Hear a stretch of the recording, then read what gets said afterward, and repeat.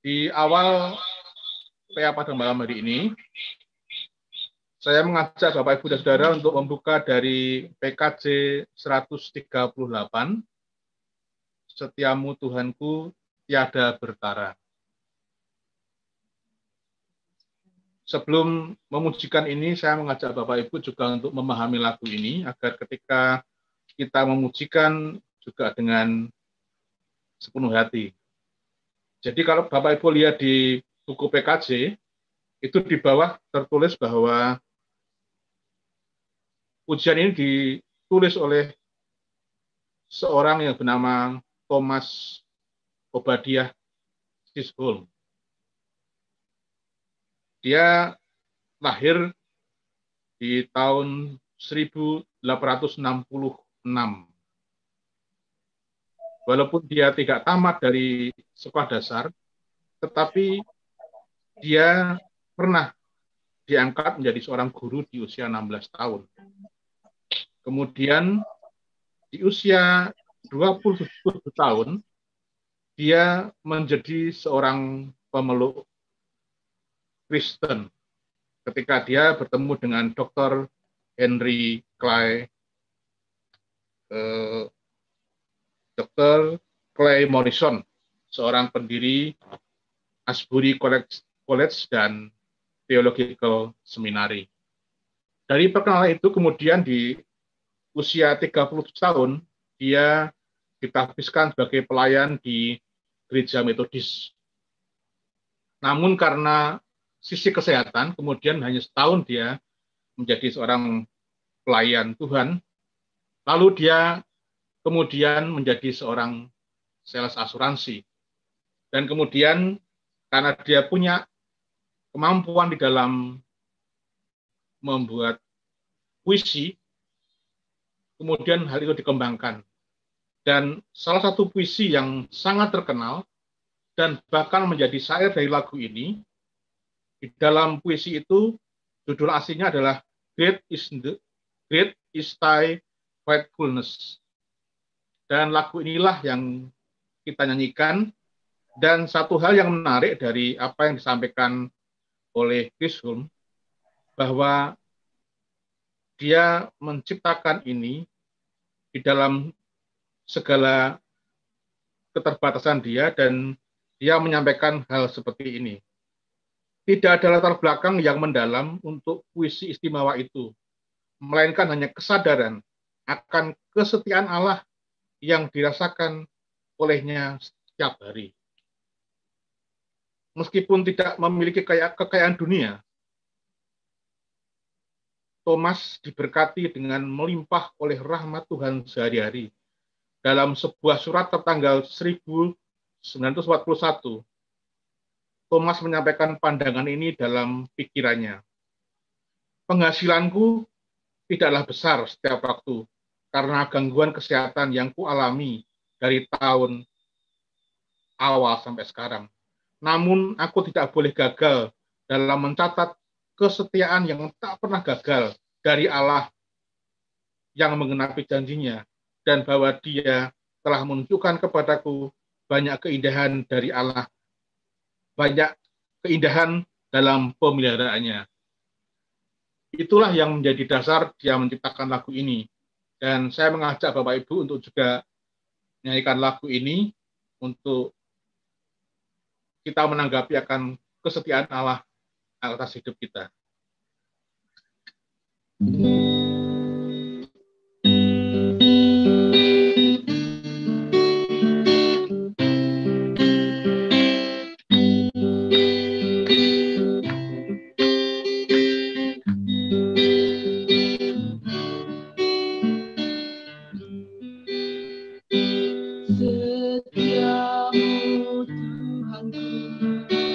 Tiada bertara di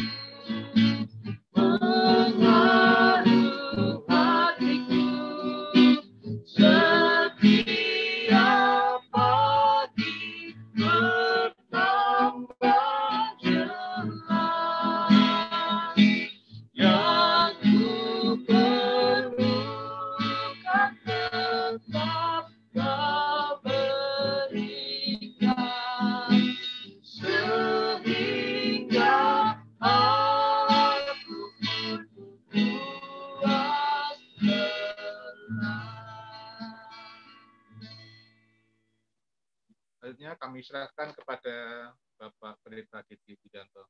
Silakan, Pendeta. Terima kasih Pak Baskoro dan Bu Puji yang sudah memandu kita semua untuk memuji Tuhan. Mari kita bersama mengawali juga memasuki dalam PA ini dengan bersama-sama kita berdoa, memohon pimpinan Roh Kudus untuk kita akan merenungkan sabda Tuhan. Mari kita berdoa. Tuhan Allah yang Maha Kudus, kami bersyukur karena Tuhan tiada henti-hentinya memberkati dan menyertai kami. Engkau sungguh Allah yang setia memelihara hidup kami ya Tuhan. Terlebih pada saat ini, Engkau juga memperkenankan kami untuk melaksanakan PA secara online. Kiranya Tuhan memberkati setiap kami, seluruh jemaat yang mengikuti PA ini, baik yang mengikuti via Zoom meeting maupun yang mengikuti dari YouTube. Kiranya Tuhan memberkati kami semua, sehingga di dalam PA ini kami dapat mengerti apa yang menjadi kehendak Tuhan dalam kehidupan kami. Terlebih hamba-Mu yang sebentar lagi akan menyampaikan sabda-Mu, kiranya Tuhan kuasai dengan hikmat-Mu, sehingga dapat menyampaikan firman-Mu dalam kebenaran. Terima kasih ya Tuhan, dalam segala keterbatasan kami menggunakan media ini, kiranya Tuhan yang menyertai, memperlengkapi, dan membimbing kami semua sehingga PA ini dapat berjalan hingga akhir nanti. Terima kasih ya Tuhan, di dalam Kristus kami berdoa dan mengucap syukur. Amin. Baik Ibu Bapak yang dikasihi Tuhan, hari ini saya akan mengajak Ibu Bapak dan Saudara untuk belajar satu hal, yaitu mengenai hidup mengikut Yesus. Ya, hidup mengikut Yesus. Kita akan belajar dan pertama-tama mari kita melihat gambar ini. Di tahun 2021 muncul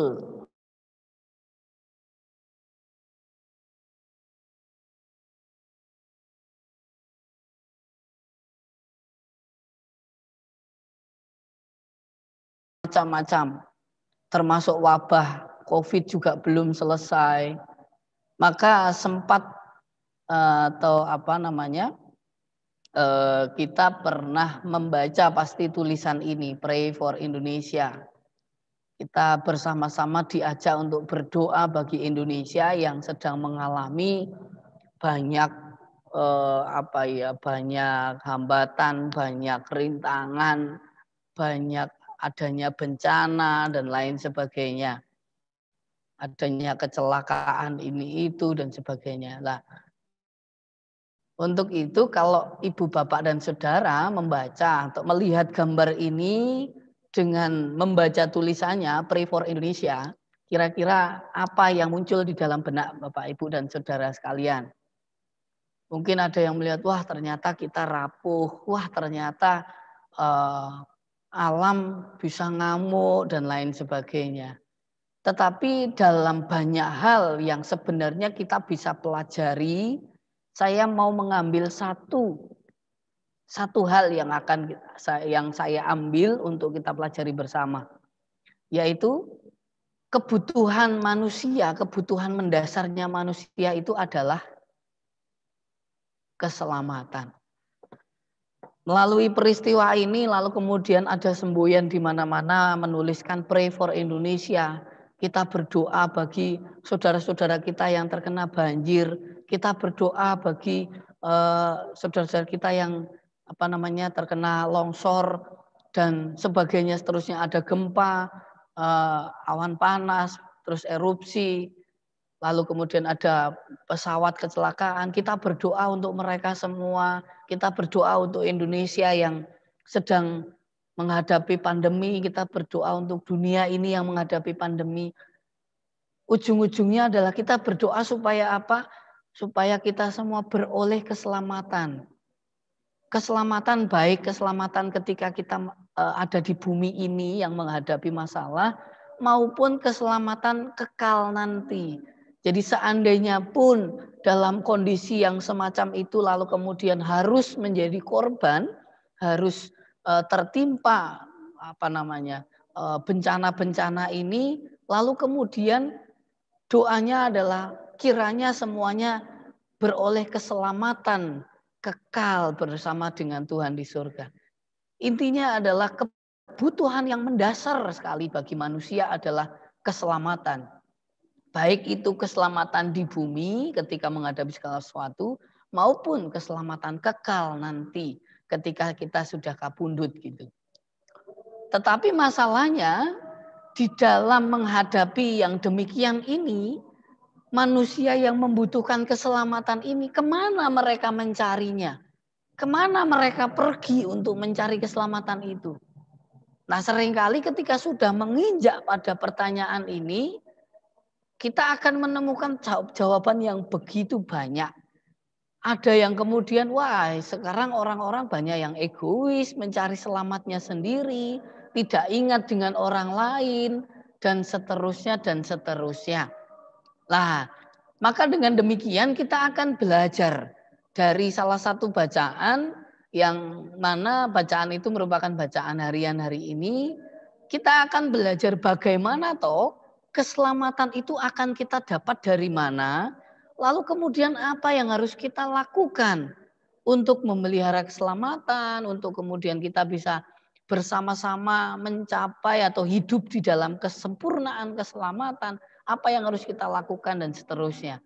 Nah, kita akan belajar dari bacaan Markus pasal 3 ayat 13 sampai 19. Di mana ini merupakan peristiwa atau ketika Tuhan Yesus menentukan 12 murid atau 12 rasul. Ibu Bapak bisa menyimak dari rumah, saya akan membacakan untuk kita semua. Markus pasal 3 ayat 13 sampai dengan ayat 19 yang demikian. Kemudian naiklah Yesus ke atas bukit. Ia memanggil orang-orang yang dikehendakinya, dan mereka pun datang kepadanya.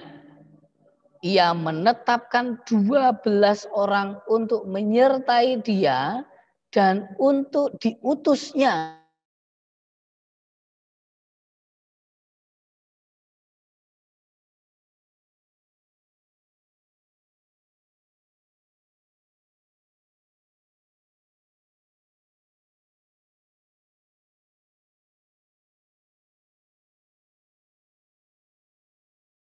Dan Yohanes saudara Yakobus, yang keduanya diberinya nama Boanerges yang berarti anak-anak guru.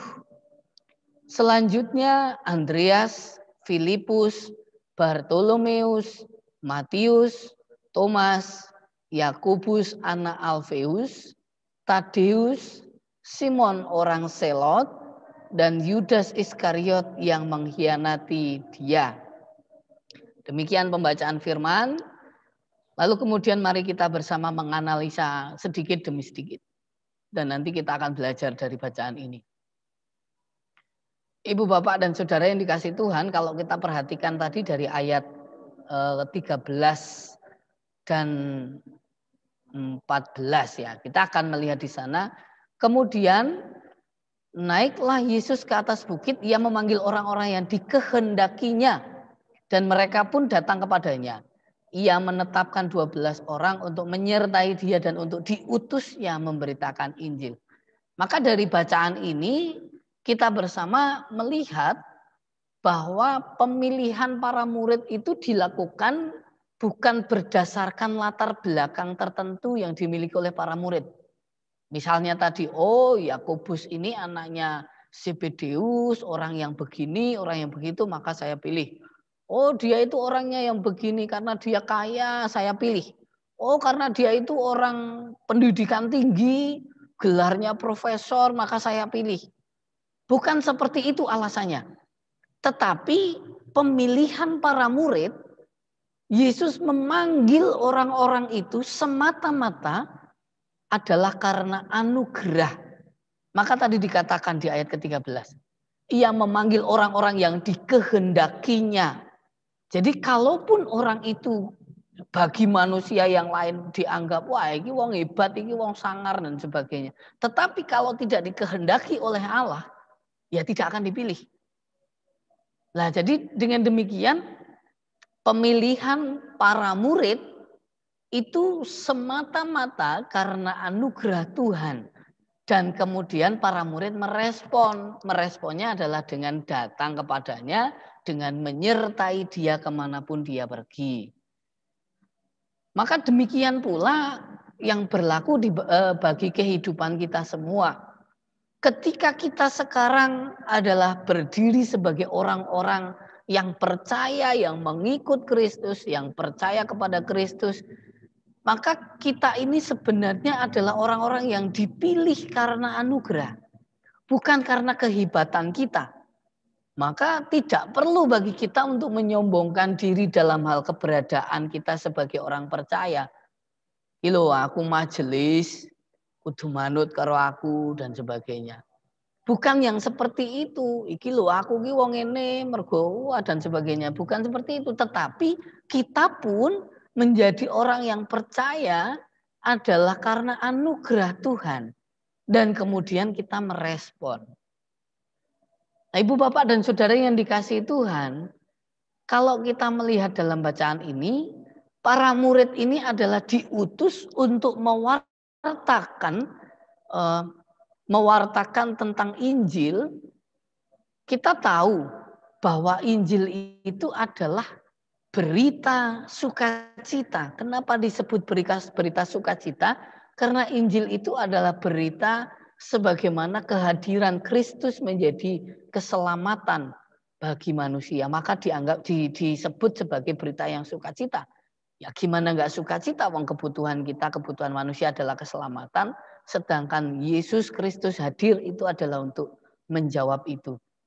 Tetapi ketika kita melihat dalam ayat ini tadi, para murid diutus oleh Tuhan Yesus untuk mewartakan Injil, itu bukan supaya Yesus menjadi tenar terkenal terus bisa semaunya sendiri. Bukan seperti itu. Tetapi ini menjadi tanda, menjadi keterangan bahwa Allah, bahwa Tuhan itu mengetahui kebutuhannya manusia itu adalah selamat. Karena manusia itu butuh selamat, maka menghadirkan Kristus ke dunia untuk menyelamatkan. Lah, supaya orang-orang itu menjadi selamat, mereka harus tahu tentang Kristus. Mereka harus tahu tentang Yesus Kristus yang hadir itu. Lah, caranya gimana supaya mereka tahu? Melalui para murid yang dipilih tadi untuk mewartakan kepada dunia ini, kepada orang-orang. Maka dari sini kita belajar bahwa para murid yang dipilih oleh karena anugerah itu tadi diutus untuk mewartakan supaya semua orang memperoleh kesempatan keselamatan. Nah, para murid diutus mewartakan agar kebutuhan mendasar manusia tadi, jadi ternyata kebutuhan keselamatan itu tidak hanya bagi manusia di Indonesia sekarang saja, tetapi sejak dari zaman dahulu kebutuhan manusia itu adalah keselamatan. Dan Allah mengetahui. Maka Allah memberikan jalan untuk keselamatan itu. Nah, itulah kemudian mengutus para murid yang dipilih oleh karena anugerah untuk mewartakan keselamatan, mewartakan Injil, mewartakan Kristus, mewartakan jalan keselamatan, sehingga semua orang beroleh kesempatan untuk selamat. Bahkan untuk beroleh penjamin keselamatan. Lebih lagi Ibu, Bapak, dan Saudara, kita coba gali lebih dalam lagi.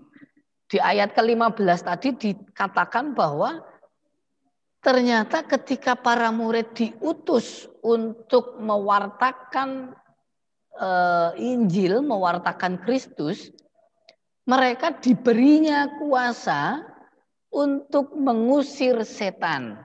Nah, ini menarik.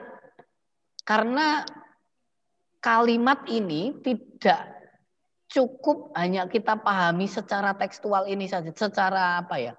hurufiah ini saja.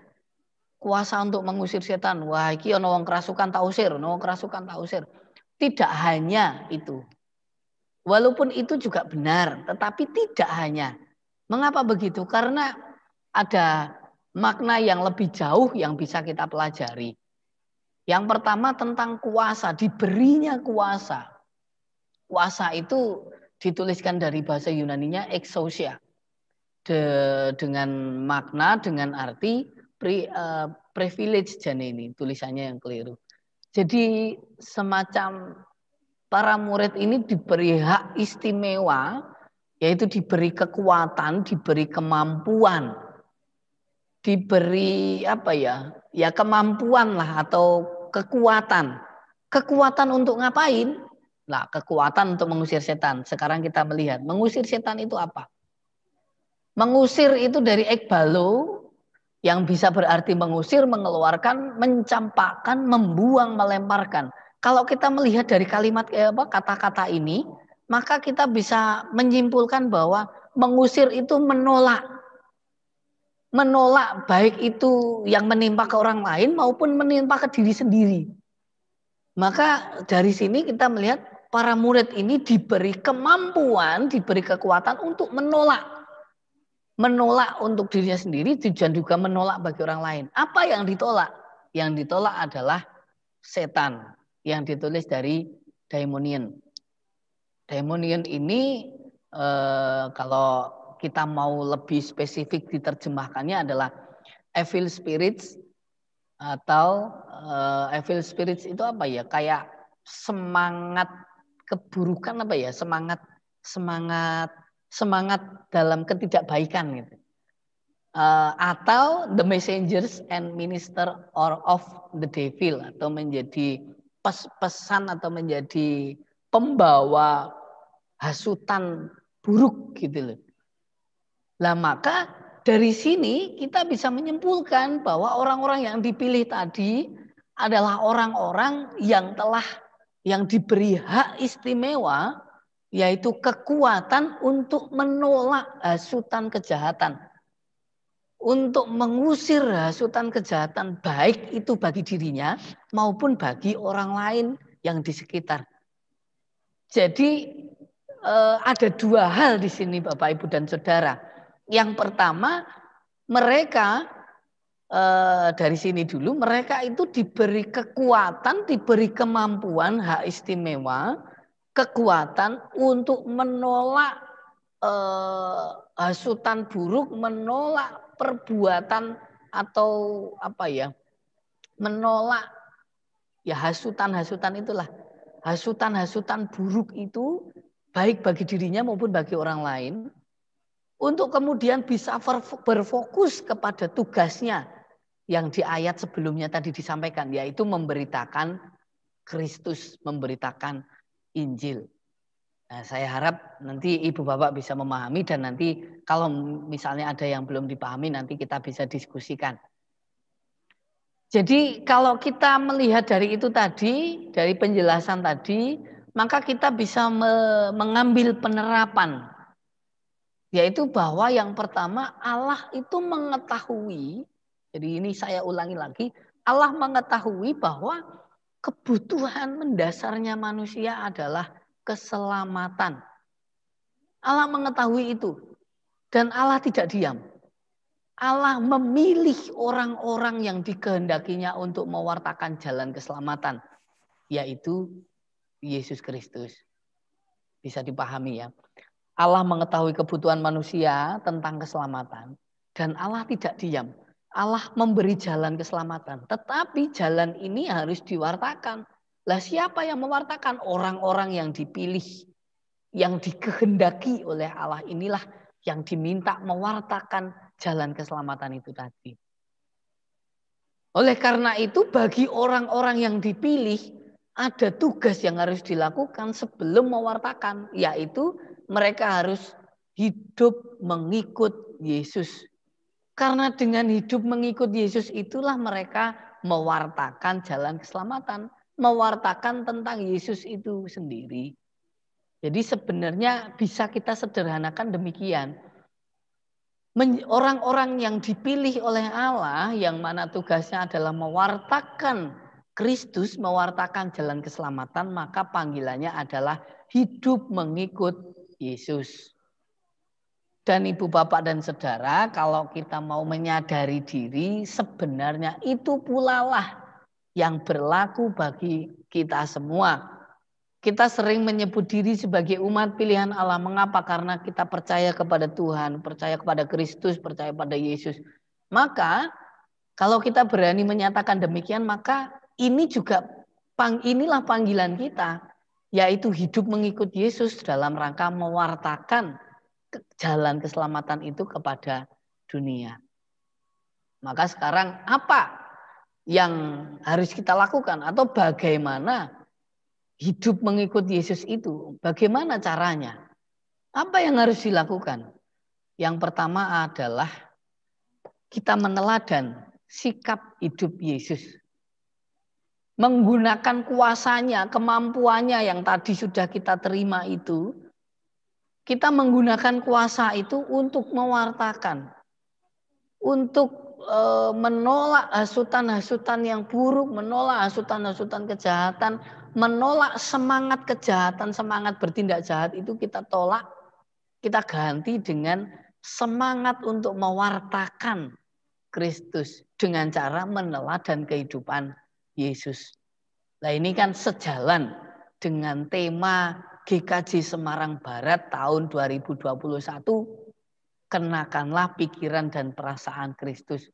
Ini sejalan sekali. Maka kalau begitu tema kita itu ya sesuai betul dengan panggilan ini. Panggilan kita sebagai orang-orang yang terpilih. Yaitu meneladan sikap hidup Yesus. Ada banyak hal kita bisa pelajari. Yang paling cetok ditunjukkan di sini adalah kita mempedulikan sesama. Ibu, bapak, dan saudara, ketika Yesus datang ke dunia menjadi manusia, ia harus menderita, ia harus mati di kayu salib. Itu semua dilakukan untuk mempedulikan hidup manusia supaya kembali kepada Tuhan. Itu karena peduli tentang kebutuhannya manusia itu adalah keselamatan. Maka dengan demikian Yesus rela berkorban demi keselamatan manusia. Maka dengan demikian kita bisa meneladannya, mempedulikan sesama, sungseng kuyung, ing bot repot, kalau orang Jawa begitu. Tulung tinulung, mendoakan satu sama lain. Dan seterusnya, dan seterusnya, dan seterusnya. Ada banyak sekali yang kita bisa lakukan. Sebagaimana sudah diteladankan oleh Yesus, ya itulah yang harus kita lakukan, di mana panggilan kita itu hidup mengikut Yesus. Karena kitalah orang-orang yang dipanggil, yang ditentukan untuk mewartakan jalan keselamatan. Caranya adalah meneladan sikap hidup Yesus. Apalagi ibu, bapak, dan saudara, terutama pada situasi dan kondisi saat ini, dalam masa pandemi. Lalu tadi kita melihat di gambar yang paling awal tadi, adanya bencana. Adanya apalagi tadi ya, kecelakaan pesawat. Ada banyak sekali peristiwa yang harus dihadapi. Maka dengan peristiwa-peristiwa itu, banyak orang yang kemudian terdampak, banyak orang yang kemudian menjadi korban. Lah, ketika mereka menjadi korban, kitalah yang diutus untuk menghadirkan Kristus bagi mereka. Apa yang bisa kita lakukan? Banyak. Terutama ini tadi, mempedulikan mereka. Sungseng kuyung, tulung tinulung. Segala sesuatu bisa kita upayakan dengan bersama-sama. Kita gereja, bersama-sama. Kita hidup bisa saling mendukung, mensokong, mendorong satu sama lain, menyemangati satu sama lain. Inilah bisa kita lakukan dalam kondisi yang seperti ini. Banyak saudara-saudara kita ketika kita melihat tadi ada peristiwa-peristiwa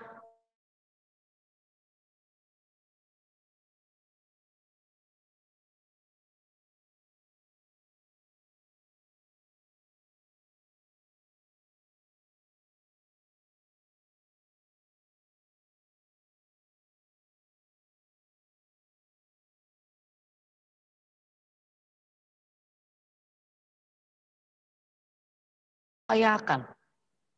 Tidak hanya sekedar materi, kita bisa membantu dalam dana kalau memang kita mentok tidak bisa memberi materi. Dan di saat itulah kita sedang menghadirkan Kristus bagi mereka. Yang mana Kristus menjadi penyelamat bagi mereka. Di saat itulah kita sedang hadir untuk mewartakan jalan keselamatan bagi mereka. Jadi bukan sebaliknya. Kita tadi diberi kuasa untuk menolak hasutan-hasutan kejahatan. Kita diberi kuasa untuk menolak semangat kejahatan, semangat keburukan. Kita tolak, kita punya kuasa itu kok. Kita diberi kuasa itu. Maka ketika hidup bersama ini justru jangan malah ribut sendiri di dalam. Kemudian kita tidak sempat untuk membantu. Ketika kita akan membantu, mereka sudah selesai. Nah, Ibu, Bapak, dan Saudara, ini menjadi pembelajaran sekaligus teguran bagi kita. Kita memang hidup bersama, ada banyak kepala, ada banyak pendapat yang memungkinkan bagi kita untuk kemudian muncul tadi semangat ketidakbaikan. Muncul tadi spirit-spirit, evil spirit itu tadi banyak muncul dalam kehidupan kita. Ketika kita sudah hidup bersama, ada banyak kepala, ada banyak pendapat. Saat ini bacaan firman Tuhan mengingatkan kita bahwa kalau kita mengakui diri sebagai orang yang terpilih, maka kita diberi kuasa, diberi privilege, hak istimewa, yaitu kekuatan untuk menolak itu. Tolaklah itu. Tolaklah evil spirit itu. Tolaklah hasutan-hasutan kejahatan, hasutan-hasutan yang tidak baik. Jangan menerima hasutan yang tidak baik, kemudian di situ kita lontarkan menjadi keributan bersama. Wong kita itu sudah diberi kuasa kok. Sudah diberi kekuatan, hak istimewa untuk menolak itu. Maka tolaklah itu. Namun kemudian kita berfokus kepada panggilannya kita, yaitu menghadirkan Kristus bagi mereka yang sedang terdampak, sedang menjadi korban. Terutama ketika kita saat ini saudara-saudara kita ada yang terpapar COVID-19. Sekali lagi saya menegaskan, itu bukan aib. Ini wabah, ini pandemi, semuanya bisa terkena. Kalau memang kita kalau memang kita menyepelekan terus tidak melakukan protokol, bisa saja kita kena. Maka ketika saat ini ada saudara-saudara kita di sekitar kita, di dekat kita, bahkan mungkin ada saudara gereja kita yang terkena, jangan menjadi bahan untuk kemudian kita singkirkan. Tapi justru disitulah ada kesempatan bagi kita untuk menghadirkan Kristus bagi mereka. Melalui apa saja yang bisa kita lakukan. Itu yang bisa kita lakukan, Ibu, Bapak, dan Saudara. Maka ini menjadi panggilan tetapi sekaligus menjadi teguran bagi kita semua. Mari kita hidupi kembali, kita hidup mengikut Yesus itu meneladan sikap Kristus. Caranya bagaimana? Itu tadi kita wujudkan kepedulian kepada sesama, sengkuyung, tulung tinulung, mendoakan. Tujuannya apa? Tujuannya adalah menghadirkan Kristus bagi mereka, menghadirkan jalan keselamatan bagi mereka. Disitulah kita mewartakan Injil. Ini yang pertama. Wah, baru yang pertama aja udah medeni Bapak, Ibu, dan Saudara. Apalagi yang berikutnya. Padahal ini ada sekitar 17. Sampai ngantuk-ngantuk ini. Boten ya, ini bercanda saja, intermezzo.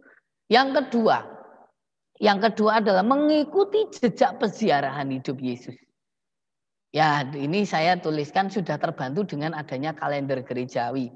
Kalender gerejawi itu kan mengajak kita untuk mengikuti jejak peziarahan hidup Yesus. Jadi ada mulai Advent, terus Natal, lalu kemudian nanti Prapaskah, Paskah, Pentakosta, dan seterusnya, muter terus. Kita diajak untuk mengikuti jejak itu. Untuk apa? Untuk membawa kita memaknai, menghayati bahwa itu loh yang dilakukan oleh Yesus demi keselamatan kita. Itu loh, semua itu harus dilakukan sebagai bagian dari cara Tuhan menentukan dan menyelamatkan kita dari dosa.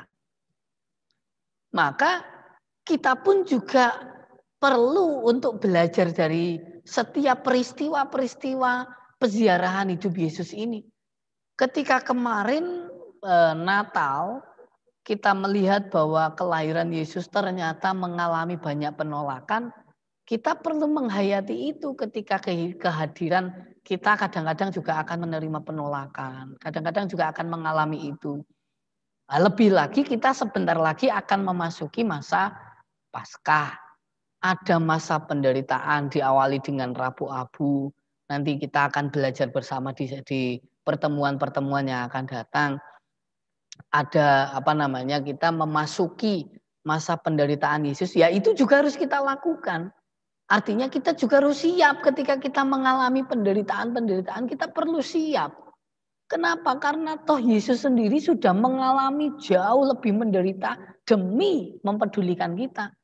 Maka kita pun juga perlu untuk berani beraksi walaupun kadang-kadang kita akan mengalami penolakan. Kadang-kadang kita akan mengalami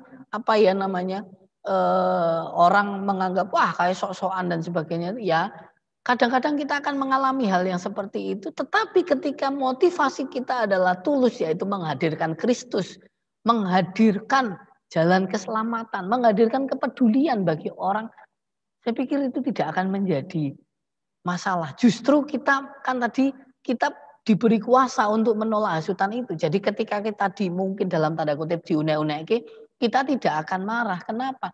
Kalau kita marah, disitulah kita sedang terhasut oleh evil spirit. Sedangkan kita diberi kekuatan untuk menolak evil spirit itu. Nah, maka Ibu Bapak dan Saudara, kita mari hidup sesuai dengan panggilan kita ini. Panggilan kita adalah sebagai umat yang dipilih, yang ditentukan, itu adalah mewartakan Kristus, mewartakan Injil, mewartakan jalan keselamatan bagi dunia. Maka kita respon dengan dua jalan tadi, yaitu yang pertama adalah kita melihat tadi, saya kembalikan, meneladan sikap hidup Yesus. Meneladan sikap hidup Yesus, disitulah kita juga sedang mewartakan, sedang menghadirkan Kristus. Dan yang kedua adalah mengikuti jejak, artinya apapun yang kita alami, ingat selalu tentang jejak peziarahan hidup Yesus. Ia sudah mengalami jauh lebih dulu untuk kita.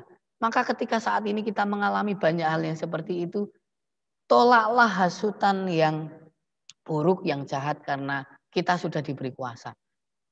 Kita diberi kuasa untuk menolak hasutan buruk, hasutan kejahatan, demi fokus kepada pewartaan, demi fokus kepada mewartakan Kristus, menghadirkan Kristus bagi banyak orang.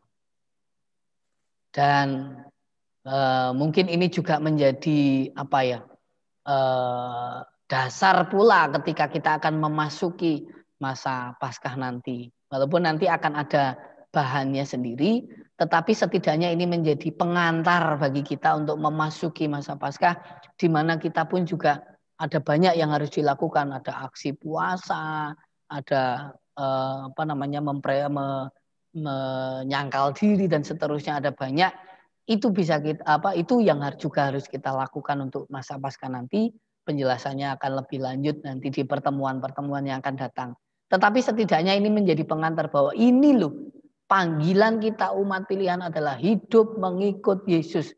Kenapa? Karena Yesus tadi dalam lagu disampaikan, karena Dia setia memberi jalan keselamatan bagi kita, menentukan kita. Maka sekarang beritakanlah itu kepada dunia, agar semua orang pun terjawab kebutuhannya tentang keselamatan itu. Dan pada akhirnya, amin, Tuhan memberkati kita semua. Nah, demikian Ibu Bapak dan Saudara yang bisa saya sampaikan. Barangkali ada diskusi atau mungkin ada yang mau menambahkan. Kami persilahkan, monggo. Monggo kalau ada Bapak Ibu dan saudara yang ingin berpendapat atau mungkin menambahkan apa yang dipahami berdasarkan bacaan ini tadi. Monggo kami persilahkan.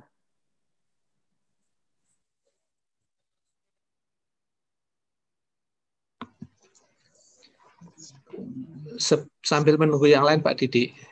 Oke, monggo Pak Wijonarko dan Ibu Rumanti nanti boleh bareng atau satu-satu. Monggo.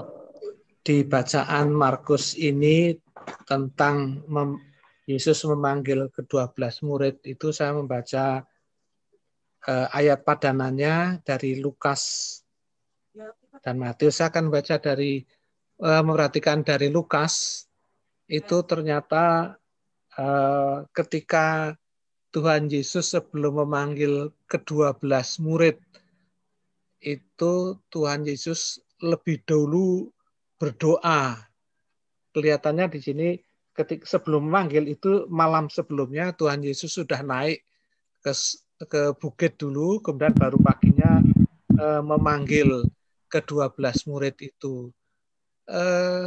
Ini saya melihat dari bacaan ini bahwa begitu seriusnya Tuhan Yesus ketika memanggil murid-muridnya.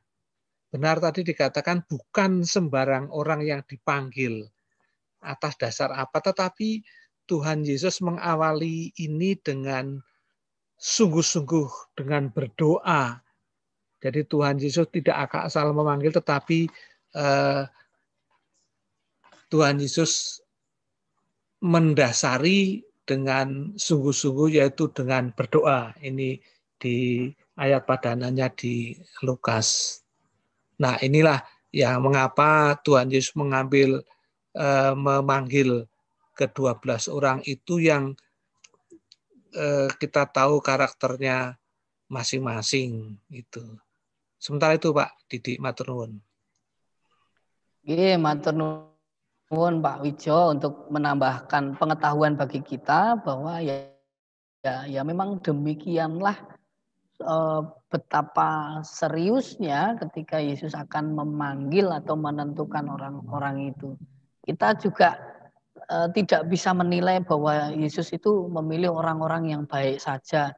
Lah nyatanya yang bagian ayat 19 kan disampaikan Yudas Iskariot yang mengkhianatinya. Lah kan kita nggak tahu, semua itu adalah karena anugerah Tuhan. Dan Pak Wijo menambahkan tentang Tuhan itu menentukan, memilih dan memanggil tidak sembarangan karena ia sungguh-sungguh, bahkan persiapannya sampai ia harus ke bukit dulu, berdoa dulu, itu kan menandakan tentang kalau bahasa orang sekarang itu benar-benar menenangkan diri untuk mohon petunjuk dan seterusnya itu. Mungkin itu yang tadi disampaikan Pak Wijonarko dari wilayah 1. Monggo Bapak Ibu yang lain ada yang mau menambahkan lagi, kami persilahkan. Pak Pendeta Sedioko. Monggo Pak Pendeta Sedioko. Ya, terima kasih Pak Pendeta Didi. Menyambung tadi yang disampaikan Pak Wijo menarik ya, menarik. Jadi sebelum menentukan pilihan-pilihan itu, ternyata Tuhan Yesus naik ke bukit ya. Tadi kalau Pak Wijo merujuk ke Injil yang lain, jadi sebenarnya bukit, saya nambahkan aja, bukit itu selalu dihubungkan dengan Yesus. Bukit itu selalu dihubungkan dengan yang namanya spiritualitas Yesus.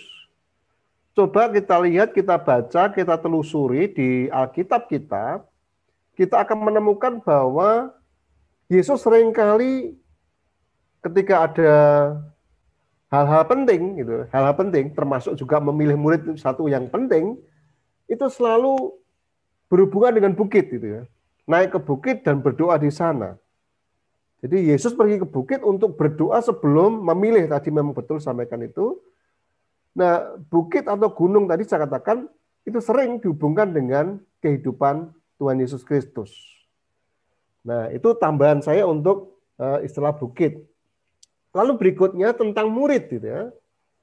Ketika Yesus memilih murid, itu berarti kalau diartikan murid itu adalah orang yang belajar banyak dari gurunya. Nah, kalau kita tahu gurunya adalah Tuhan Yesus, pasti murid-muridnya memiliki karakter Kristus ya. Dan tentu ketika murid-murid itu belajar banyak dari gurunya yang adalah Kristus, maka kalau kita hubungkan dengan tema atau visi GAID Semarang Barat akan ketemu bagaimana kita punya pikiran dan perasaan seperti Kristus.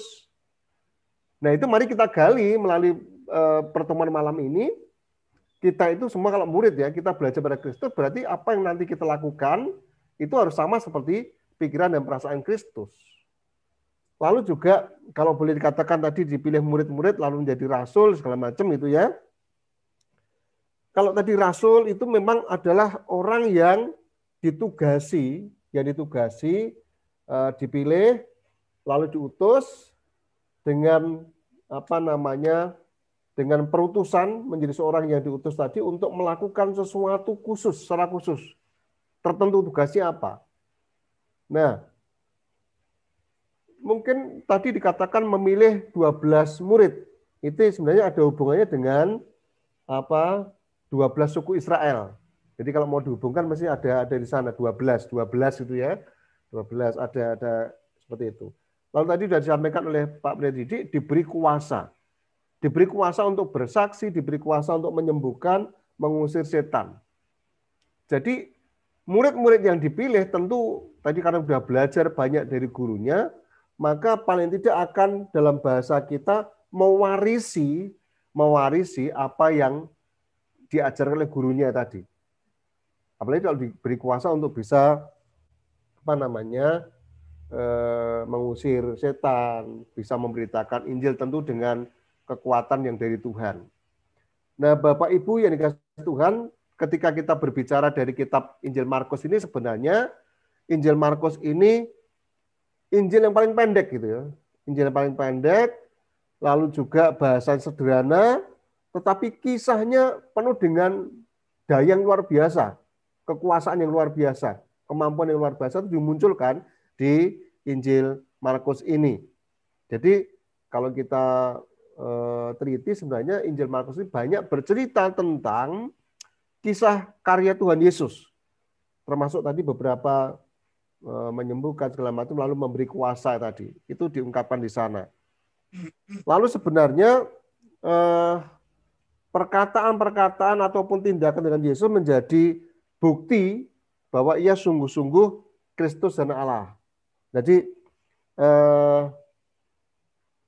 kalau boleh diteruskan bahwa sebenarnya itu ada kaitannya dengan Petrus ya, dengan Petrus dan segala macam. Nah, itu sementara Pak Pendeta Didik yang bisa saya tambahkan untuk mengembangkan tadi dari Pak Wijo tentang bukit tadi. Jadi seringkali dihubungkan dengan spiritualitas Tuhan Yesus. Begitu Pak Didik, matur nuwun. Nggih, matur nuwun Pak Pendeta Setioko menambahkan dan semakin melengkapi tentang kalau kita melihat kan bacaan ini tadi hanya sekedar Yesus memanggil para murid, tapi ternyata kita bisa menggali begitu banyak hal, termasuk sudah diberi dalam tambahan yang disampaikan Pak Pendeta Setioko menambahkan berbagai hal tentang latar belakang dan seterusnya. Nah, monggo Ibu Bapak dan saudara yang lain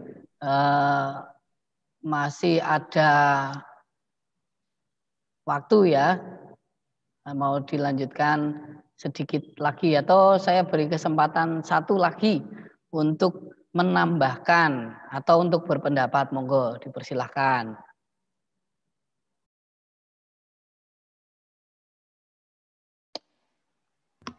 Saya bareng Pak Didi, Pak Pendeta. Nggih, monggo Pak Sabto. Nggih. Ya, saya tertarik. Mungkin suara saya bisa didengar, nggih? Bisa nggih? Ya. Saged Pak, saged. Ketika ya nggih.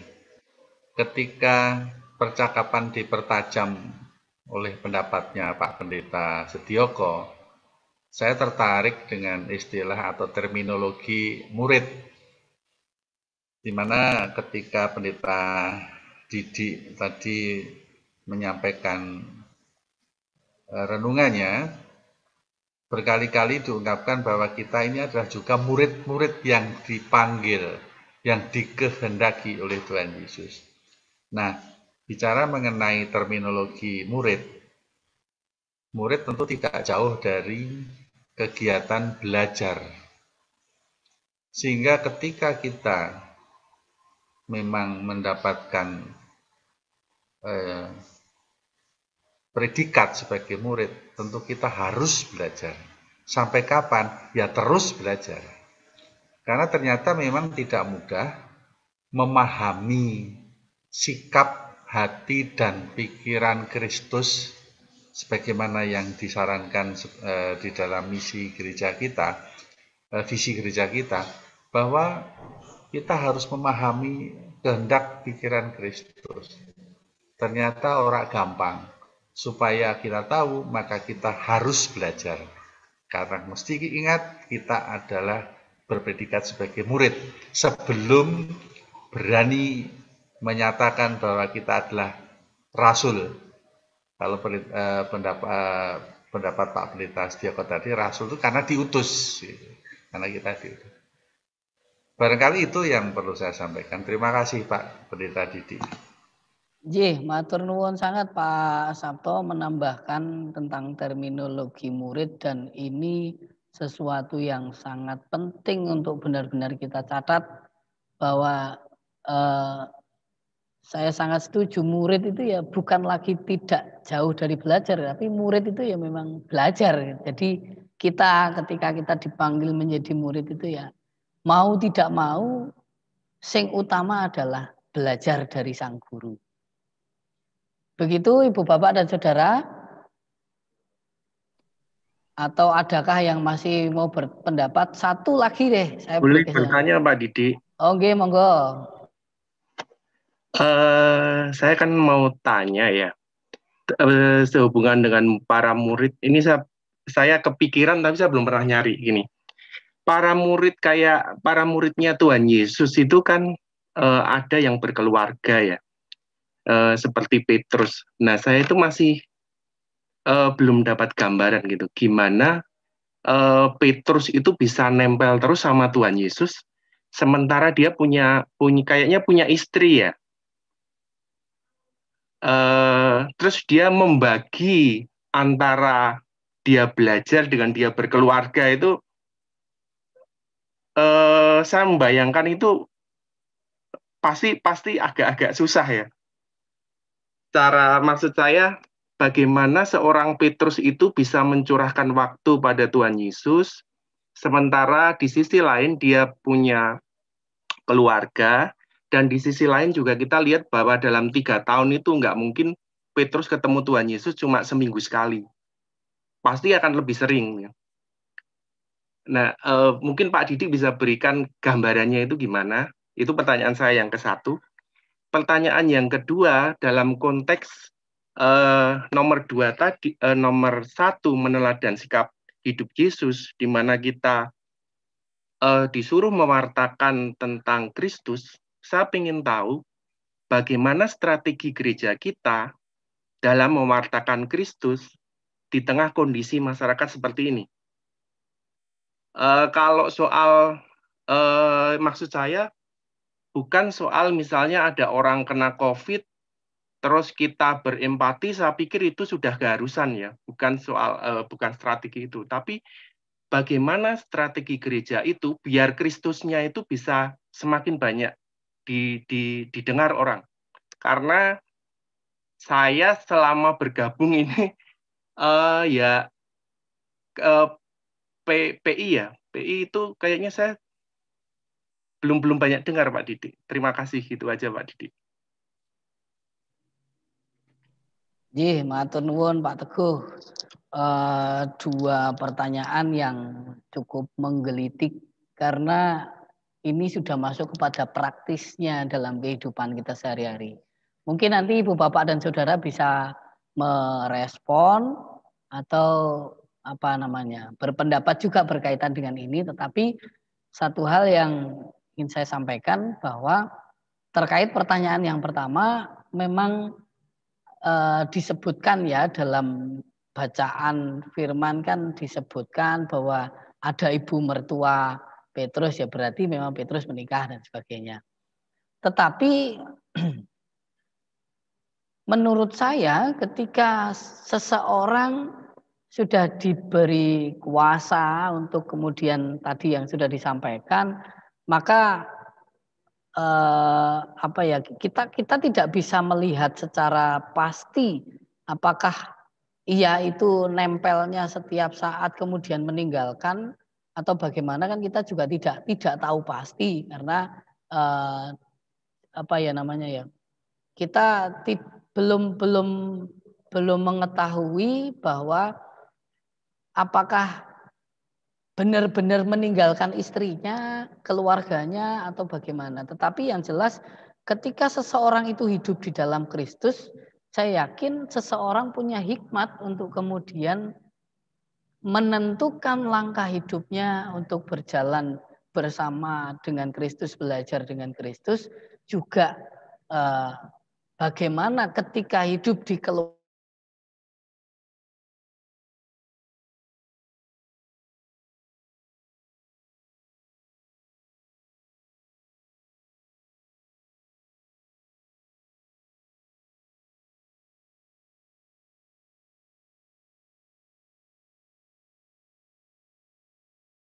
Rane membagi waktu antara pelayanan dan juga keluarga.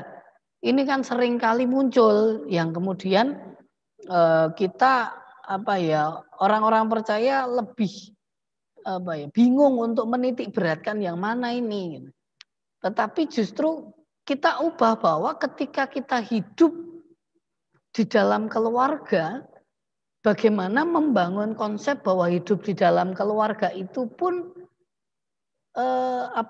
saling mendukung satu sama lain. Jadi ketika hidup di dalam keluarga itu adalah ada panggilan untuk menghadirkan Kristus di sana, ada panggilan untuk hidup apa yang selama ini dipelajari dengan Kristus itu diwujudkan di sana. Tetapi di sisi lain ketika ia harus berada dalam posisi berpelayanan, maka keluarga pun mendukung karena keluarga juga punya panggilan untuk menjadi keluarga yang melayani. Sehingga ada hikmat yang bisa kita pakai untuk saling mendukung satu sama lain. Bukan di mana kita harus mempertentangkan itu. Lah seringkali atau mungkin kita perlu membawa diri untuk kemudian bukan membangun konsep tentang antara belajar antara ke gereja dengan pelayanan dengan keluarga itu dipertentangkan, tetapi justru mari saat ini kita bangun bahwa keduanya itu adalah saling mendukung satu sama lain. Ya mungkin ini satu yang bisa saya sampaikan berkaitan dengan tadi bagaimana kalau Pak Teguh tadi tidak bisa membayangkan bagaimana membagi waktunya.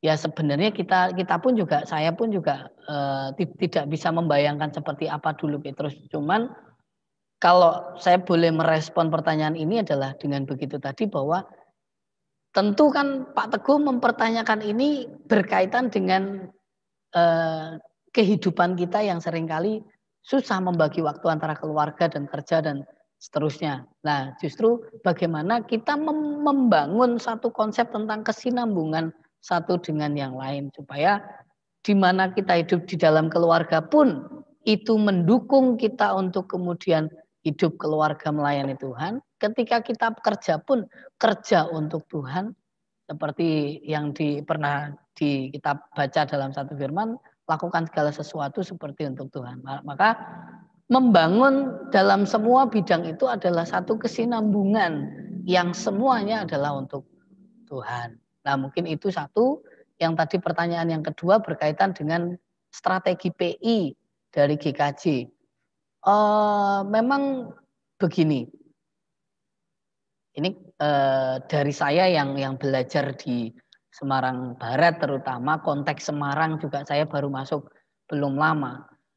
Memang untuk konteks kita saat ini kita tidak, menurut saya tidak perlu untuk kemudian melakukan PI dengan cara yang kayak betul-betul mengkristenisasi gitu loh. Kita sepertinya tidak perlu untuk melakukan seperti itu. Tetapi justru melalui sikap hidup kita yang meneladani Kristus tadi, yang belajar dari Kristus tadi, disitulah kita PI. Jadi PI itu justru mewujudkan identitas kita sebagai pengikut Kristus kepada orang-orang yang ada di sekitar kita. Nah mungkin itu, maka panggilan bagi kita adalah bukan kita menunggu apa programnya gereja, tetapi mari kita wujudkan mulai dari diri kita sendiri. Seperti ada pernah lagu, ku mulai dari diri sendiri, ku mulai dari keluargaku, lalu kemudian meluas lagi. Jadi malah justru sebisa mungkin kita jangan hanya menunggu apa yang bisa gereja lakukan, tapi mari kita wujudkan bersama, kita hadir untuk mewujudkan itu dengan tindakan-tindakan yang nyata, yang praktis sekarang ini. Karena untuk saat ini, bahkan jangankan untuk PI keluar, PI ke dalam saja, kalau dengan model yang berbuih-buih, dengan model yang secara ucapan-ucapan kayak dalam tanda kutip harus benar-benar spektakuler. Ya begitu. Artinya kita melakukan PI itu justru dilakukan dalam wujud praktis-praktis, tindakan-tindakan yang sehari-hari kita bisa wujudkan. Toh kita punya potensi untuk mewujudkan itu. Kita diberi kuasa untuk melakukan itu. Sehingga wujud PI-nya bisa kita lakukan dengan model yang demikian. Nah mungkin itu kalau yang bisa saya respon dari pertanyaan Pak Teguh. Mungkin yang lain bisa memberi pendapat, membantu atau membantu menjawab kebingungan atau ketidaktahuan kita tentang Petrus tadi atau tentang PI. Monggo, mungkin Pak Pendeta Setioko nanti juga bisa memberi tambahan berkaitan dengan ini. Saya Pak Didi. Ije, monggo Ibu Rumanti. Ya, mendalu Bapak Ibu semuanya, terima kasih bisa bergabung dalam acara yang sudah. Ya, Bapak Ibu, pada kesempatan ini saya ingin ikut urun rembuk begitu ya. Tema yang sangat menarik bagi kita yaitu hidup mengikut Yesus, dan saya ingin tadi kalau disampaikan bahwa memang ketika Tuhan memanggil para murid-murid ini memang ditulis di dalam ketiga Injil sinoptik ya, Matius, Markus, Lukas itu dengan cara menyampaikan dengan berbeda-beda begitu. Justru sekali lagi kalau bisa kita membaca, memang kalau dirangkum itu kita kembali tadi ada yang sudah disampaikan bahwa pemanggilan murid itu sesuatu yang sangat serius begitu. Sekalipun di dalam ayatnya tadi Tuhan itu memanggil kita yang dikehendaki. Dan yang kedua, jangan lupa yang dikehendaki dengan berbagai macam latar belakang itu kemudian diberinya kuasa begitu. Lalu saya ingin menariknya di dalam kehidupan kita sehari-hari. Kita pun ini juga adalah para murid yang entah dengan berbagai macam latar belakang dan cara kita menjadi seorang Kristen, tetapi di dalam konteks firman yang kita bicarakan hari ini, saat ini, adalah kita adalah orang-orang yang dikehendaki.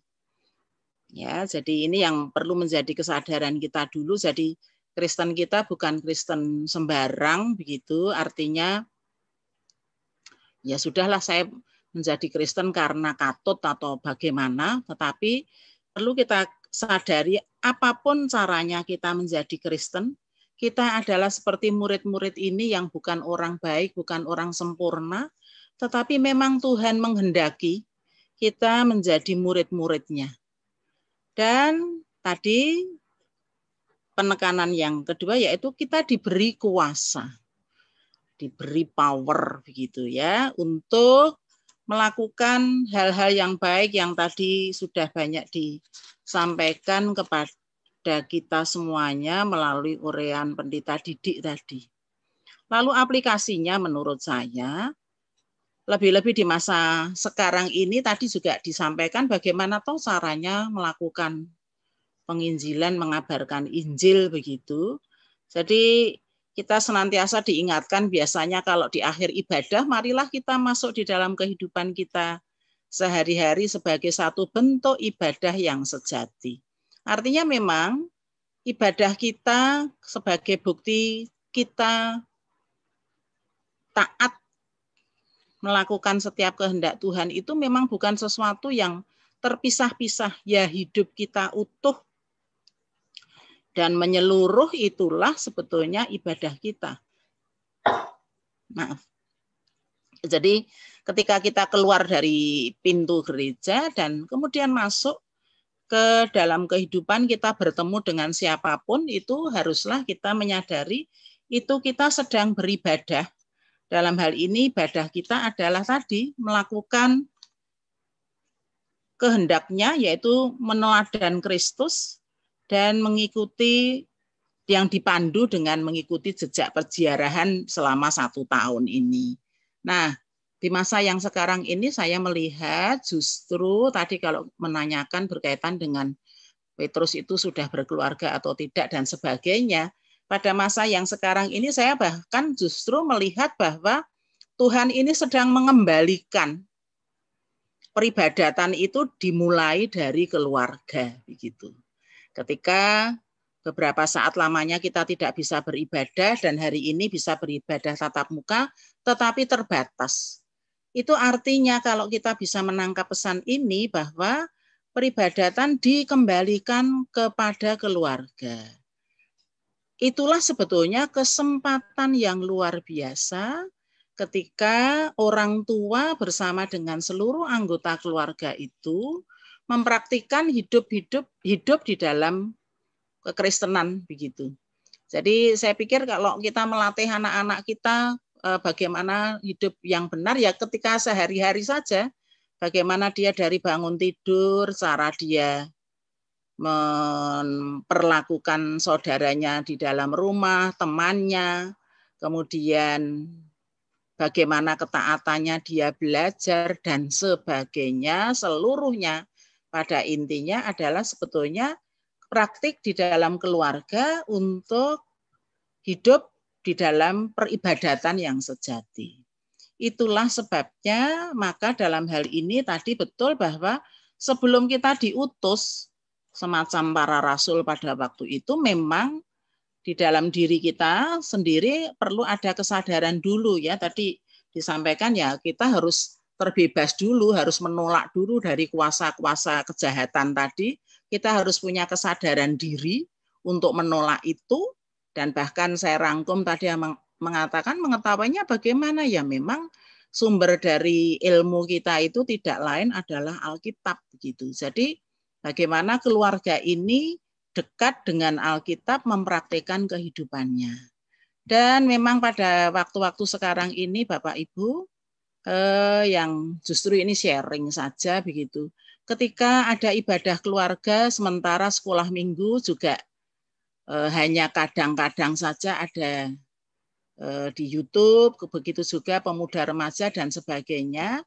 Mari kita bertanya di dalam keluarga kita sendiri, layanan kepada anak-anak kita, ya anak-anak yang masih kecil, yang pemuda, yang remaja, bagaimana mereka hidup beribadah kepada Tuhan, apakah sudah kita lakukan? Sebab terus terang saja hari Selasa kemarin saya ketemu Pendeta Didik dan Pak Sabto, ini juga menjadi keprihatinan begitu ya. Ini sampai kapan ini? Lalu bagaimana dengan anak-anak remaja pemuda ini? hati-hati loh, ini warning ini. Jangan sampai terhilang. Ya. Karena jangan-jangan juga orang tuanya ketika ibadah di rumah kan enak saja kan mau jam berapa bisa toh. Ya tidur sambil tiduran atau apapun begitu caranya kan ya boleh-boleh saja, jamnya terserah begitu. Apakah itu seefektif yang kita lakukan? Ini sebagai bentuk kepedulian orang tua, orang dewasa kepada keluarga lebih dahulu. Jadi sebetulnya ketika kita diutus, itu enggak usah kemana-mana dulu. Tetapi yang paling dekat dengan kita, yaitu seisi rumah kita. Tentulah diri sendiri dulu, baru seisi rumah kita. Itu kita diutus untuk membebaskan mereka dari tadi, ya spirit-spirit kejahatan yang gentayangan di mana-mana dan bahkan dihadapi melalui media sosial, melalui HP yang digunakan. Tentulah kita tentu harus berjuang sekuat tenaga untuk mereka semuanya, sehingga akan menjadi tema besar kita. Kalau semua warga ini terbebas dari kuasa kejahatan tadi dan kemudian menjadi pengikut Kristus yang setia, ya kita akan menjadi sekawanan domba yang bersama-sama untuk kemudian membebaskan orang yang lain begitu. Kalau tadi disinggung Petrus, saya teringat Bapak Ibu bahwa Petrus itu dan juga para rasul yang lain, ya, itu matinya semuanya mati dalam keadaan sebagai martir, tidak mati normal begitu. Mereka mati ada yang dibakar, ada yang dipenggal kepalanya dan sebagainya. Artinya spirit ini kita bawa. Kita sebagai murid-murid Tuhan Yesus itu juga membawa spirit yang luar biasa untuk membebaskan orang yang terdekat dengan kita dan bersama-sama seluruh keluarga membebaskan lingkaran yang lebih luar dari diri kita. Itulah sebetulnya panggilan kita untuk melayani dan sekaligus saya juga kepingin juga karena saya mengatakan beberapa kali berkaitan dengan tema tahun ini yaitu kenakanlah pikiran dan perasaan Kristus. Itu salah satu value-nya yang kemarin dibahas-bahas adalah melayani.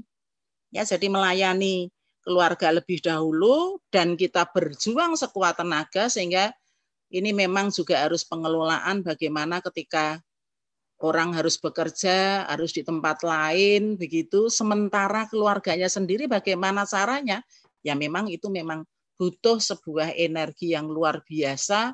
Sampai kalau melihat dari ceritanya para murid yang jadi martir, ya sampai berdarah-darah dalam tanda kutip untuk memenangkan mereka semuanya.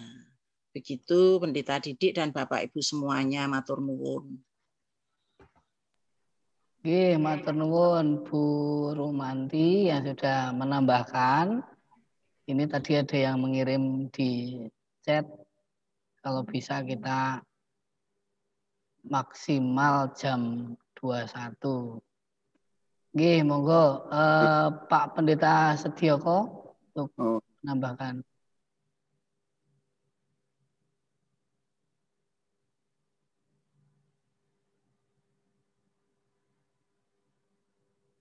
Ya, ya. Terima kasih Pak Pendeta Didik. Jadi ternyata menarik juga apa yang kita bicarakan malam ini, menarik ya. Jadi yang pertama tadi, kalau boleh saya jawab dulu dari yang nomor 2. Nomor 2 dari pertanyaan Pak Teguh tadi ya. Jadi apa namanya, bagaimana kita itu melakukan PI. Jadi PI itu pekabaran Injil itu keluar sebenarnya, keluar. Tidak dalam lingkup kita sebagai orang Kristen. Jadi PI kita itu bisa kita lakukan keluar dalam arti tidak bersama dengan sesama orang Kristen, tetapi ketemu dengan orang lain yang beragama lain. Bagaimana kita PI-nya? Supaya orang lain itu bisa menjadi percaya kepada kita, percaya pada Tuhan Yesus. Bahasa yang sering saya pakai adalah bagaimana kita bisa hidup tampil beda dengan yang lainnya. Kalau kita tuh murid Kristus, bagaimana kita tunjukkan hidup itu beda. Apalagi di zaman sekarang ini, zaman yang serba transparan, orang lain tahu diri kita siapa. Ketika kita transparan, jujur, dan ketika kita bisa dilihat oleh orang lain, ini patut jadi contoh, maka itu sudah menjadi PI gitu ya. Menjadi sebuah pekabaran Injil. Tadi Pak Teguh menyampaikan Kristus yang didengarkan gitu loh. Kristus yang dimuliakan seperti itu. Nah, saya kok terinspirasi dengan apa yang pernah saya sampaikan kalau nggak salah di PA 2 minggu yang lalu ya. Saya pernah menyampaikan sebuah ilustrasi ketika saya bersama dengan beberapa rohaniawan kumpul siang-siang berada di bawah di bawah pohon yang rindang. Dalam pembicaraan itu muncul bahwa keimanan seseorang itu tidak harus dipamerkan melalui ritual, melalui simbol, tetapi ditunjukkan melalui tindakan dan perbuatan nyata. Nah, lalu saya gambarkan dengan model seperti ini. Jadi istilahnya kalau tadi saya bilang berada di bawah pohon, kayak pohon yang rimbun. Misalnya kita siang-siang hari berada di bawah pohon yang rimbun, yang besar gitu, kita akan merasa teduh, menyenangkan, dan pohon itu tidak memamerkan akar-akarnya, tetapi setia memberikan keteduhan bagi siapapun yang ada di bawahnya. Nah, kalau kita bisa seperti pohon, filosofi pohon tadi, maka itulah sebenarnya pola PI kita. Sinode Gereja Kristen Jawa pernah memutuskan bagaimana dengan pola pekabaran Injil. Ada bukunya tipis kalau nggak salah. Saya punya bukunya kuning ya. Itu tipis, itu menyebutkan bagaimana pola pekabaran Injil yang dilakukan oleh Sinode GKJ. Singkatnya, hampir sama dengan yang sampai tadi, tampil beda. Mungkin bahasanya bagaimana kita menampilkan hidup kita supaya bisa contoh teladan yang lain. Nah, tidak harus bawa Alkitab, tidak harus bawa tadi simbol-simbol sebagai orang percaya, tetapi bagaimana kita menampilkan diri kita itu sebagai murid Yesus tadi. Nanti kapan-kapan bisa dipakai juga mungkin dalam tema tertentu bagaimana pola PI yang diusulkan oleh Pak Teguh tadi bisa dipakai menjadi bahan PA atau bahan sarasian bagaimana pola PI Sinode GKJ, dan itu sudah diterapkan di Gereja Semarang Barat, bagaimana kita mengajak tadi dengan tema visi tadi, bagaimana kita punya pikiran perasaan seperti Kristus. Itu sebenarnya pola PI kita. Orang lain akan lihat kita. Wah, ternyata orang Kristen itu kompak. Ternyata orang Kristen itu jujur. Ternyata orang Kristen itu yang positif. Nah, itulah sebenarnya pola PI kita kepada orang lain. Kalau Natalan, tetanggap dan jagane ya. Nyun sewu di Mugasari itu, kalau contoh itu ya, tetangga-tangga yang non-Kristen sudah diberi ucapan syukur, ini Natalan orang Kristen segala macam. Itu sebenarnya bentuk PI juga, bentuk PI-nya. Walaupun tidak harus. Mungkin bahasanya Pak Widi itu adalah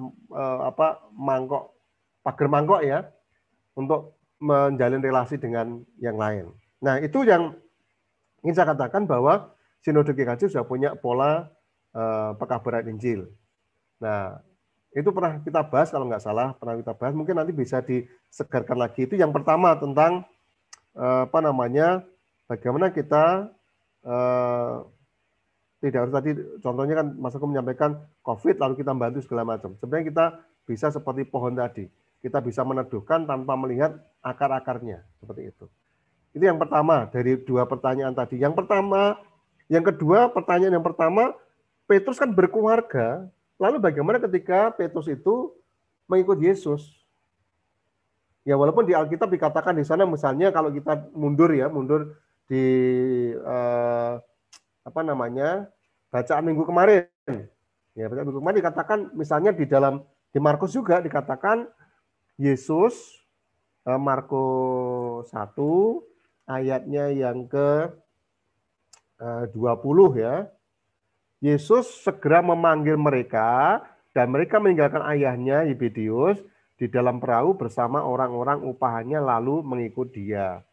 Nah, ini berarti ada pemaknaan, ada prapaham, ada sebuah pemaknaan ketika mengikut Yesus itu harus bahasa Jawa ya, bahasa Solo cong, los gitu ya. Jadi jangan sampai mengikut Yesus. Mungkin Bapak Ibu pernah menemukan ayatnya ya. Kalau ikut Yesus masih mengikut belakang gitu ya, mengikut belakang, melihat ke belakang. Jadi kalau udah mengikut Yesus ya udah, komitmen itu terus dijalankan. Komitmen terus jalan. Mengikut Yesus ya sudah. Pasti kalau tadi dikatakan, lah terus nanti bapakku piye, ibuku piye, segala macam. Ketika kamu ikut aku, tinggallah bapakmu dan ibumu. Pasti memang dalam bacaan ini memang tidak diketemukan, tidak tidak dijelaskan bagaimana dengan keluarga ya, dengan keluarga, dengan istri, dengan anaknya bagaimana. Nah, mungkin kita bisa membayangkan bahwa ketika seseorang itu mengikut Yesus, pasti yang namanya istri, anak pasti bisa hidup, gitu, bisa hidup. Nah, bisa hidupnya dari mana? Tentu dari berbagai macam pertolongan. Mungkin kalau kita tarik dalam kehidupan sekarang ini, mungkin istilahnya Jawa Tengah itu jogotongo gitu ya. Kalau kehidupan jemaat mula-mula pada waktu itu, adalah tadi betul yang sampai Pak Pendeta Didi, kul sinangkul ilmbot repot. Jadi jemaat mula-mula pada waktu itu memang saling memiliki, saling peduli, saling menolong. Nah, ketika seseorang itu mengikut Yesus, pasti akan ada yang memperhatikan, ada yang menolong. Nah, jadi intinya kalau seseorang tadi dipanggil untuk mengikut Yesus, ya memang di sini tadi tidak disampaikan, Pak Teguh menyampaikan apakah tiap hari harus nempel Yesus atau bagaimana. Bisa ya, bisa tidak. Ketika terus menempel, pasti kita yakin keluarga akan ada yang mencukupi. Tetapi ketika tidak menempel, ya mungkin kadang pulang, ketika Yesus bagaimana mengikut lagi. Mengikut Yesus seperti itu. Tugasnya mungkin bisa bermacam-macam. Seperti Paulus, ya contohnya Paulus itu memang tidak punya istri, tetapi ketika dia pergi kemana-mana, dia punya tempat untuk menghidupi dirinya. Dia ditolong, diberi penginapan, diberi tumpangan segala macam. Jadi saya yakin istri, anak dari Petrus sudah dipelihara oleh Tuhan melalui berbagai tangan yang ada pada waktu itu dengan pola-pola yang dikembangkan oleh jemaat mula-mula, hidup saling tolong menolong. Mungkin Bapak Ibu mungkin nanti bisa dibaca Lukas 9. Tadi saya katakan contoh kalau sudah mengikut Yesus, ya udah meninggalkan semuanya. Misalnya saya baca ketemu ya, ini ya ketemu. Lukas 9 ayat 61 dan 62 ya. Bentar, saya sebentar. Dan seorang lain lagi berkata, aku akan mengikut Engkau Tuhan, tapi izinkanlah aku pamitan dahulu dengan keluargaku. Tetapi Yesus berkata, setiap orang yang siap untuk membajak tetapi menoleh ke belakang tidak layak untuk kerajaan Allah. Artinya apa tadi? Artinya adalah tadi bahasa Solo itu cong, los gitu ya. Kalau memang ikut Yesus ya udah ikut Yesus, jangan ragu-ragu. Pasti semua akan dipelihara seperti itu.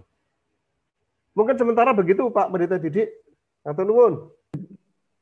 Nggih, matur nuwun Pak Pendeta Setioko, semakin melengkapi. Saya pikir apa yang sudah disampaikan baik Pak Bu Rumanti tadi maupun juga Pak Pendeta Setioko sudah cukup menjawab apa yang menjadi pergumulan atau mungkin pertanyaan dari Pak Teguh berkaitan dengan bagaimana ketika tadi yang disampaikan bahwa Petrus membagi waktu dan sebagainya, lalu kemudian juga pola PI. Saya pikir sudah sangat jelas dan kita mungkin bisa kita akhiri, tapi sebelumnya saya akan menegaskan lagi sebagai kesimpulan bagi kita bersama, yaitu bahwa Tuhan memanggil kita pun juga tidak sembarangan. Tuhan memanggil kita untuk mewartakan, untuk menghadirkan Kristus dimanapun kita sedang berada. Mengenai apa yang bisa kita lakukan adalah dengan meneladani Yesus. Yaitu seperti yang tadi disampaikan Pak Pendeta Setioko, tampil beda, tampil yang sesuai dengan Sang Guru. Ingat bahwa kita adalah murid yang merupakan representasi dari sang guru, yang punya tugas untuk mewartakan sang jalan keselamatan itu. Yang kemudian adalah kita juga perlu mengingat bahwa kita sudah diberi kuasa untuk menolak segala evil spirit, menolak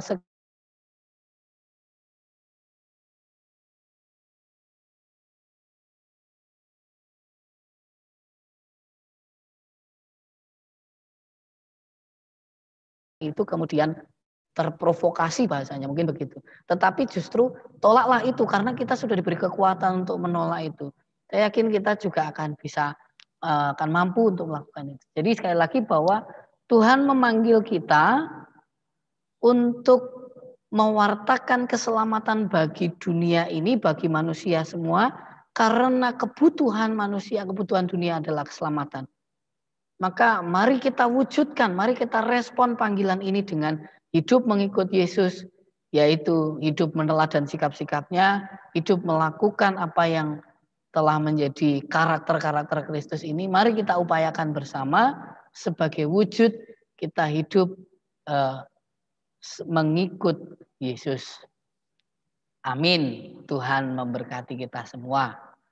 Nah, sebelum kita akhiri dengan doa, saya serahkan kembali waktunya kepada Pak Baskoro untuk mungkin kita akan tutup dengan pujian dan nanti baru kita akan tutup doa syafaat dan penutup.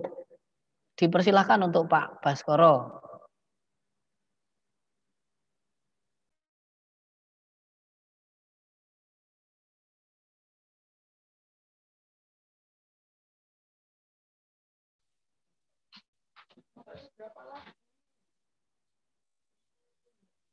Baik Bapak Ibu, sebelum kita akhiri pemahaman kita pada malam hari ini, kami ajak kembali untuk memuji Tuhan dari PKJ 277, PKJ 277.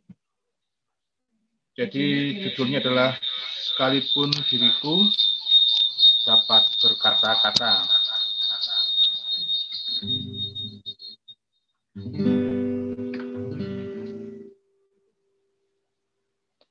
Ya.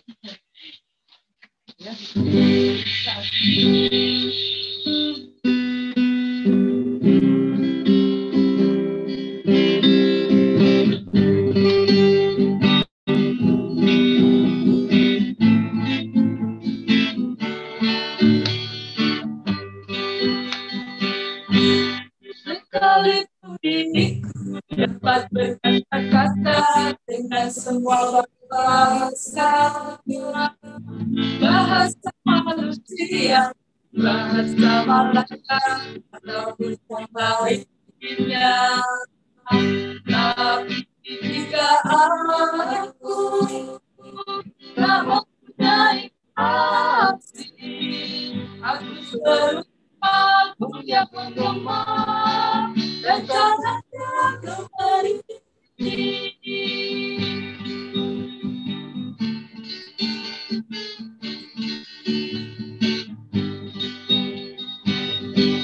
Sekalipun diriku memiliki karunia berdua, sekalipun diriku punya iman sempurna untuk pindahkan dulu, tapi jika aku tak mempunyai kasih, tiada berguna lagi diriku, tiada berguna diriku. Tapi jika aku tak mempunyai kasih, tiada berguna lagi diriku, tiada berguna diriku.